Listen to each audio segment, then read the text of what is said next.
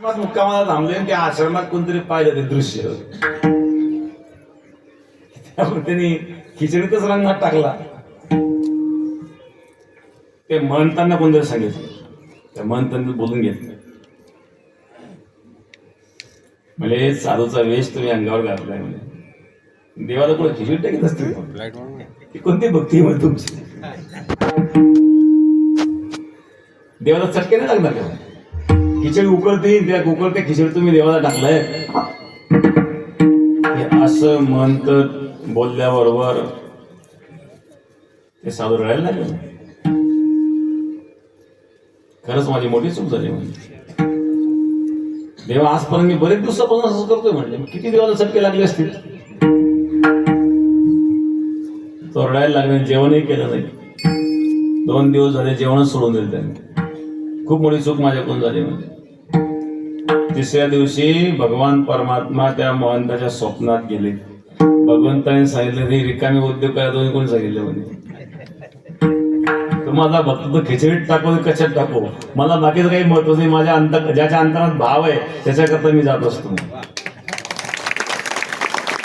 आणि मला अग्नी काय करू शकेल? अग्नीला दाहकताची दिली मी दिलेली आहेत. अग्नीला दाहकता माझ्यामुळे, वायूला चपळता माझ्यामुळे, आकाशाला व्यापकता माझ्यामुळे, जला द्रावपणा माझ्यामुळे. आणि म्हणून अग्नी माझं काही करू शकत नाही. अग्नीला दाहकता देणारा मी आहे. आणि म्हणून त्या साधूला तुझे सांगितलं, उद्या सांग की तू करतो तेच बरोबर आहे. कारण भगवंता फक्त भाव पाहत असतो, क्रिया पाहत नाही. त्याचा भाव होता, अंतःकरणातून भाव होता. भगवान त्यात प्रसन्न आहे. विदुराच्या घरी जेव्हा भगवान गेले, दाराची कडी वाजवली. विदुर नेमके बाहेर गेलेले होते. विदुराची पत्नी सुलभा ती स्नान करीत होती. इथं गरीब परिस्थिती, ती स्नान करीत, 3 कपडे नव्हते अंगावर, एकच साडी आंघोळ केली तीच वापरायची. भगवान आले, भगवंताने आवाज दिला, कडी वाजवली. आंघोळ करता करता ती पळत आली तशीच. कडी उघडली, भगवान आत आले. आसन टाकायचं भांडी भगवंत हाताने आसन घेतलं. भगवान बसले आणि ते भगवंत शेजारी बसले. आंघोळ करते सोडून तशीच बसली. अंगावर कपड्याचा पत्ता नाही. केळं द्यायला लागली. ते केळं शोधायचे, तो गावा फेकून द्यायची, टर्कल हातात द्यायची. तिला भानच नाही. भगवान म्हणे काय स्वादिष्ट आहे म्हणे. तेव्हाच विदुर आले. विदुराने पाहिलं, हे सुलभा काय करते तू? भगवंताजवळ कशी बसली तू भाषेमध्ये? मग ती पाहणावर आली. मग पळाली घरात. विदुराने माफी मागितली, देवा हिला काही कळत नाही म्हणजे. मग विदुराने केळं सोडून द्यायला सुरुवात केली. विदुराने जेव्हा तो केळाचा गाभा दिला, भगवान म्हणले त्या टर्कलाची चव याच्यात नाही म्हणजे. कारण विदुराच्या पत्नीचा जो भाव होता महाराज, भगवान क्रिया पाहत नाही, त्या क्रियेच्या पाठीमाग असणारा भाव पाहत असतो. आणि एवढा प्रभू भावे तेने संपुष्टे राहावे. मग जशी भक्ती करील तसा तो होतो आणि भक्ताची इच्छा पूर्ण करतो. द्वितीय चरणावर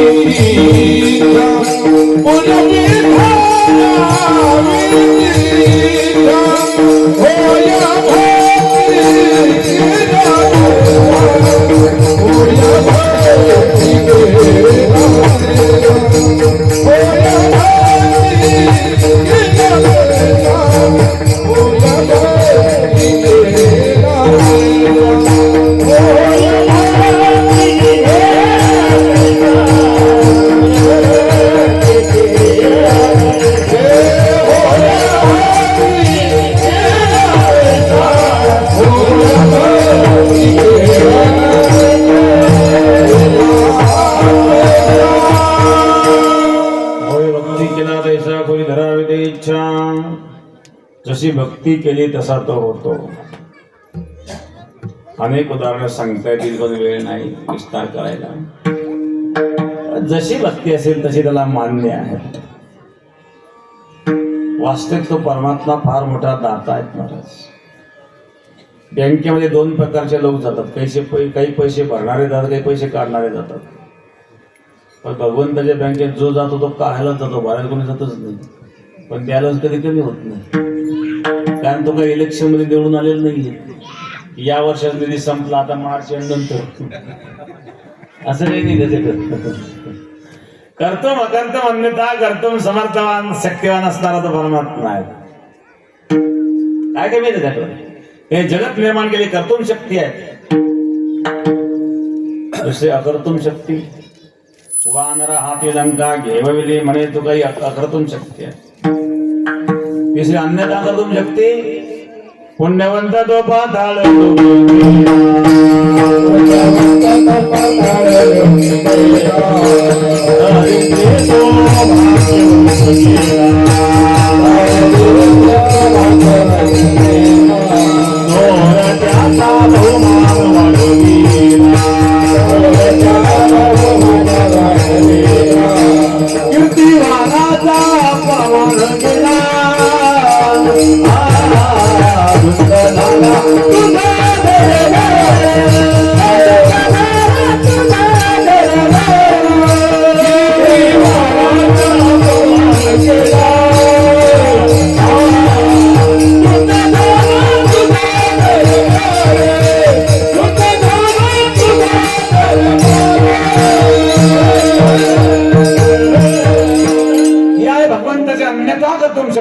कर्तुम अकर्तुम अन्यथा कर्तुम शक्तिवान असणारा भगवान परमात्मा. फार मोठा दाता येतो, पण भक्ता तो भीक मागतो. बळीच्या द्वारात आलो भीक मागायला. ओम भवती भिक्षां देहि.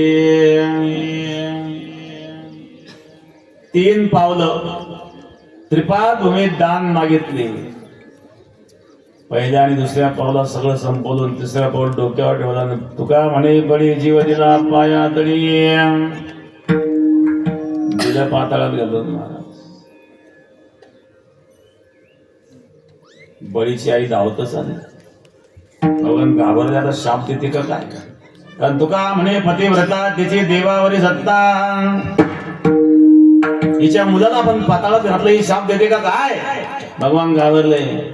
ते सांगितलं मी शाप द्यायला आले नाही, मग माझा पराक्रम सांगायला आले. काय पराक्रम? भली हुई सती नहीं गई विरोचन के साथ, ऐसा पुत्र पैदा किया कि प्रभु पसारे हाथ. माझ्या पतीचा जेव्हा मृत्यू झाला तेव्हा मी सती जाण्याकरता निघाले, पण लोकांनी रोखलं. लोकांनी सांगितलं जाऊ नको, कारण तुझ्या पोटात बालक आहे. गर्भवती होती आणि ते गर्भस्थ बालक म्हणजे बळी. भली हुई सती नाही गई विरोचन के साथ. बरं झालं मी विरोचन बरोबर सती गेली नाही, कारण ऐसा पुत्र पैदा किया की प्रभू पसारे हात. सगळ्या जगाने भगवंताकडे हात पसरावे, पण तो भगवान माझ्या मुलापुढे हात पसरतो, हा पराक्रम सांगायला मिळाले. जननी जने स्वप्त जने दाता या शिव नाही तो जन्मी वांद भले किंवा को वेगानो. अशा भक्ताला जन्म घालणारी माता आहे, मुलाचा स्वाभिमान असा. आणि म्हणून एवढा असणारा भगवान परमात्मा पण बळीच्या द्वारात भिकारी झाला. आणि काय मागतोय? तुळशी दळ पाणी मागताय. तृतीय चरणामध्ये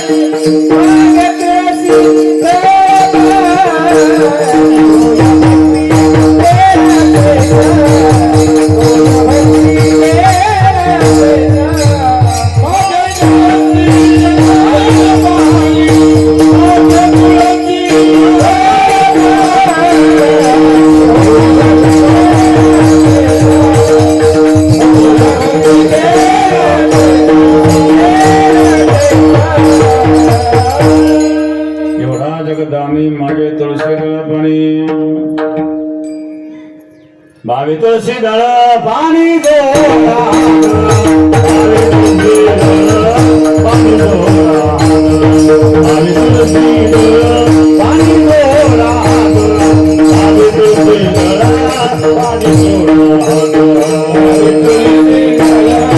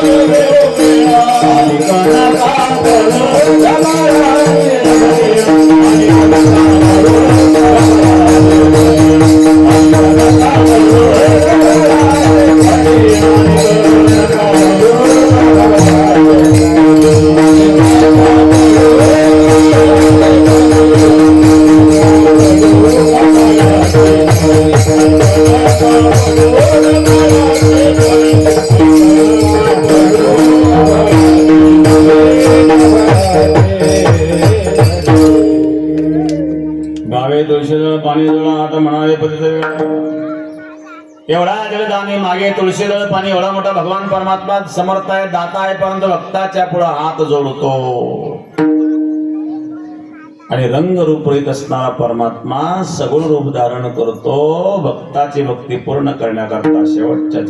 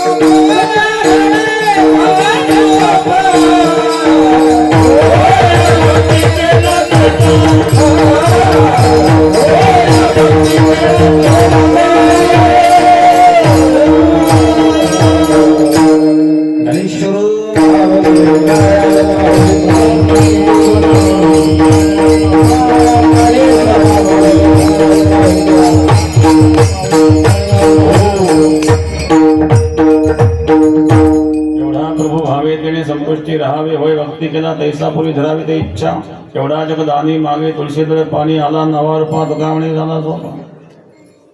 गणेश उत्सवाच्या निमित्ताने शिवशक्ती तरुण मंडळ डवाळा यांच्या वतीनं भारतीय सेना दलामध्ये जे कार्यरत होते सचिन भाऊ वळून हे सेवानिवृत्त झाल्याबद्दल महाराजांच्या हस्ते सत्कार करायचा आहे असे गावकऱ्याची इच्छा आहे. सेवा दलामध्ये कार्यरत होते आज सेवानिवृत्त झाल्यानंतर